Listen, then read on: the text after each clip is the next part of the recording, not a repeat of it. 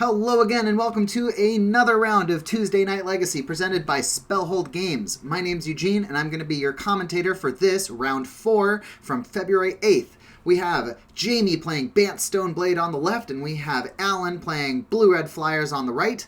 I did say in round 3 that there was no Delver in Alan's deck. That was a mistake. There is definitely Delver of Secrets in this deck. Anyways, let's get started with the match. So we have Jamie starting off with a Ponder on the left here. The Bant Stoneblade deck, there's always been iterations of Stoneblade in Legacy ever since Stoneforge Mystic was printed. Back in Standard, way back in Standard when Stoneforge was first printed during the Scars of Mirrodin block right after Worldwake, there was the original set of swords that came out, and the deck that was played at the time was called Cawblade. You would run all sorts of different swords and Argentum armor, and that would actually be put on, what is the card? The Squadron Hawk, and thus the Cawblade deck was born.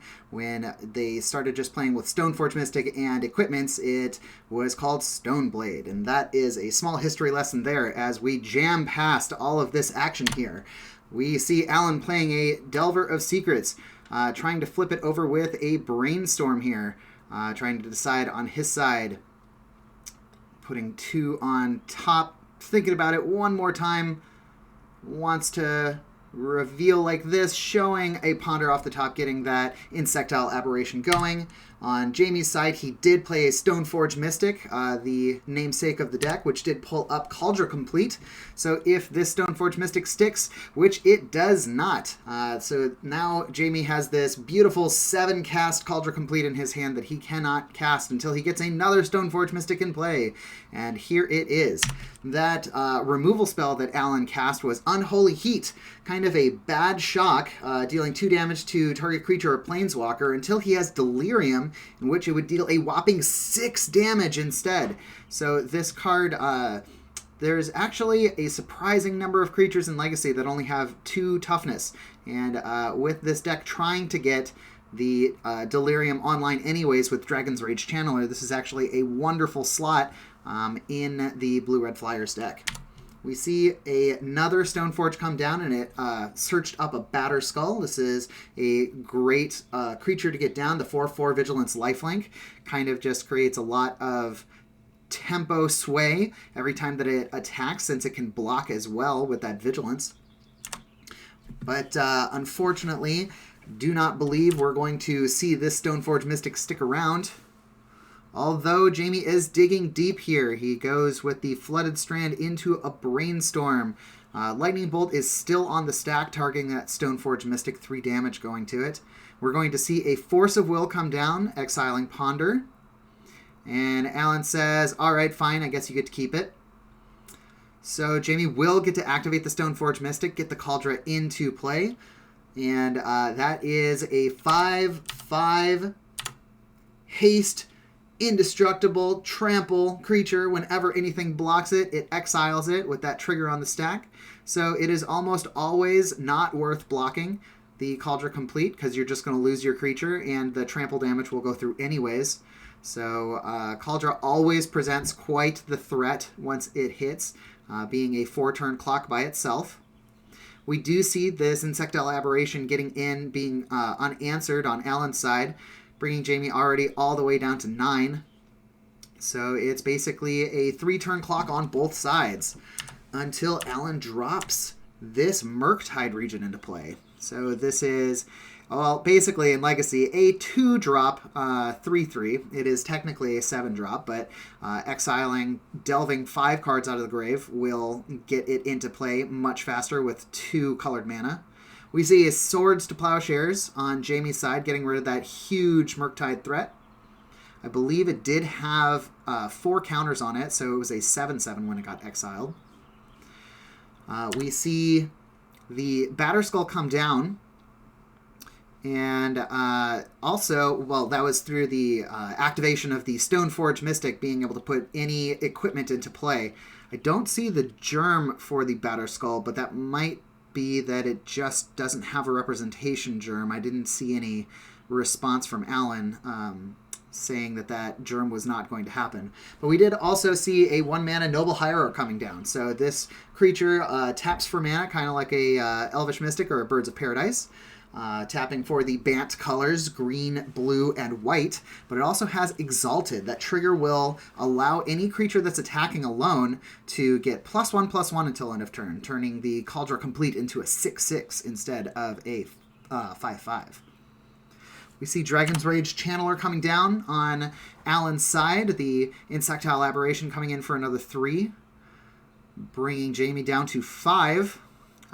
Dragon's Rage Channeler, sometimes a 3/3, sometimes a 1/1. Depends on if you have Delirium, 4 different card types in your graveyard at any given time. With all of the delving being done due to the Murktide region, I believe that Alan is short at least 1 card type in order to have Delirium online. But he does get a Surveil trigger every time that he casts a non-creature spell. So that's always fun. I believe he has, it looks like, Expressive Iteration, so sorcery, instant, land in his grave, I think. Or that could be 2 lands and a sorcery, I'm not sure. So, okay, yes, I missed that play. The Uro, Titans of Nature's Wrath, was cast on Jamie's side. Blue-green showing its might here, gaining him 3 life, and digging another card deeper, and then hitting with that Batterskull that is an active Batterskull with a germ on it. Gained him a total of 7 life that turn, so he's back up to 12. So 2 3/3s in the air, no longer presenting lethal this turn. So Alan is in trouble. He's going to have to either answer this, well, he has a lot of things to answer in order for him to scrape this game back out. 1 mana will get him a Ponder. He's going to pitch that Surveil trigger, Force of Will, right into the grave. Looking at the top 3, putting them back on top, drawing a card, and that's going to be an Unholy Heat for 6 due to the Delirium trigger, or the Delirium replacement effect, excuse me. So 6 damage to the Batterskull. I believe Jamie lets that go through. No problem, he says. He only attacks with the Dragon's Rage Channeler. He has to attack with Dragon's Rage Channeler because it has to attack each turn of Fable once Delirium is active. We see a Jace come down and a Force of Will fight, which Jamie wins and bounces the Delver of Secrets, allowing 6 damage to go through with the Cauldron Complete, snagging him game 1. So we are now here in game 2. Just check my notes here. Yep. Alan having the play, starting with a Volcanic Island into a Brainstorm. I believe this Brainstorm is resolving at the end of Jamie's turn. It's going to Wasteland right out of the gate there. With the mana from the card from the Tropical Island that is getting wasted, we see a Brainstorm getting cast.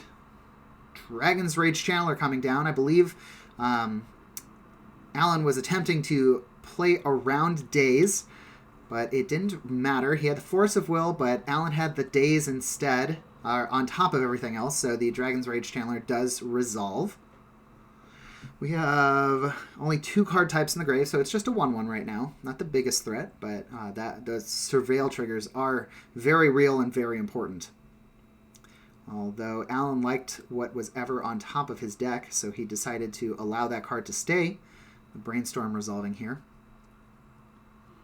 You know, it's very interesting. The Stoneblade deck, the current iteration, I don't believe actually runs any actual blades, with Cauldron Complete, Batterskull, and Umezawa's Jite being the top 3 equipments.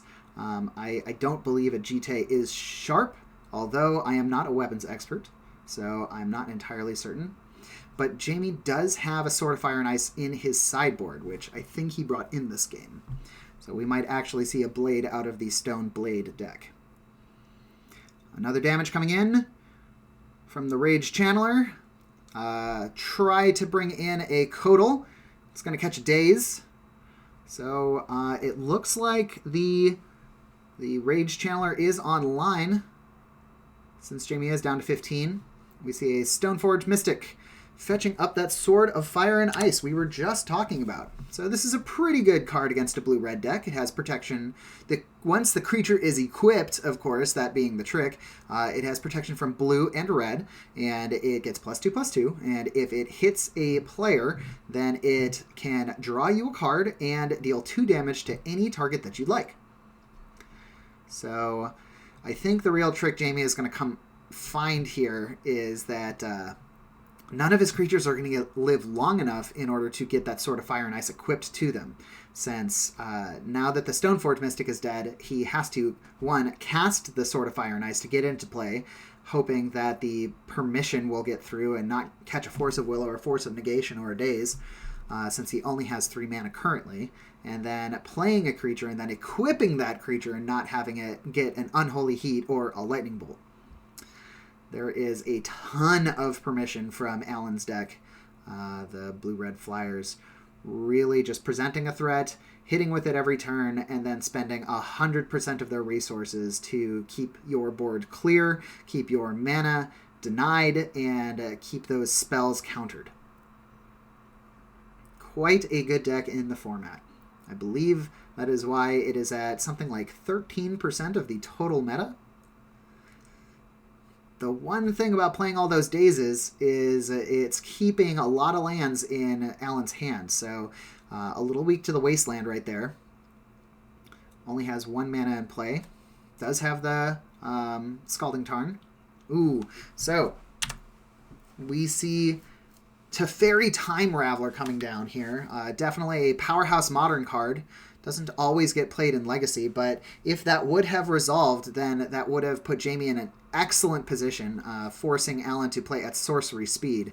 But it did catch a red Elemental Blast, which is going to counter or destroy target blue permanent for just 1 red mana, giving red the ability to fight back against blue. But if you're playing both red and blue, you have access to just all the best counterspells.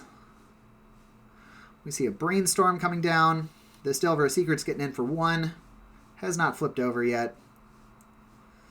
We're seeing another Wasteland for all of these volcanic islands going. Delirium is definitely online, but it doesn't really matter since that Dragon's Rage Channeler caught a Swords of Plowshares a while back. Doing another fetch land. 2 mana is going to get a Murktide Regent. 1, 2, 3, 4, 5. This is going to be 5 permanents, or 5 instants and sorcery, so the biggest boy is going to come into play. 8/8 flyer for 2 blue mana. Just so much value from this guy. Murktide Regent threatening to end the game in 2 turns if left unanswered. Off the top, the Ponder gets him the Swords to Plowshares, gaining Alan 8 life there, putting him up to 27. The Delver of Secrets is now flipped. We see a young Pyromancer enter the battlefield. So every time an instant of sorcery is cast, Alan is going to get a 1/1 elemental creature token into play. So this can make him go very wide, very fast, casting all of those cantrips. And that catches a Daze. And the last Stoneforge Mystic caught that Daze, and Jamie decided to pull it up and go to game 3. So we see Jamie on the play here. He's going to cast Esper Sentinel. This is a newer card from Modern Horizons 2. This is a 1/1, and it basically has a Rhystic Study ability once per turn. Whenever your opponent casts their first non-creature spell each turn, draw a card unless they pay the 1, where Esper Sentinel X is Esper Sentinel's power. So it's usually 1, but if you can get a sword on it or something like that, then you can make them pay more, and it becomes less and less attractive to pay that much more to simply stop your opponent from drawing an extra card. So also, this does trigger every time for each Esper Sentinel in play. So there's only 1 in play right now, so it only costs 1 extra. Kind of like a Thalia tax. I guess it's more of a Thalia tax than it is a Rhystic Study tax. We see Basic Island coming down for Jamie, attacking with the Esper Sentinel. 2 mana is going to catch an Unholy Heat. It's going to Brainstorm in response. We see Alan paying the extra 1 for the Unholy Heat, So Jamie does not get to draw a free card here. Deciding how to save his Esper Sentinel, if it's worth it. I don't believe Jamie runs Dazes, so this would be for a Force of Will or Force of Negation. Decides it's not worth it. The 1/1 can go. Gonna catch that Unholy Heat and pass the turn.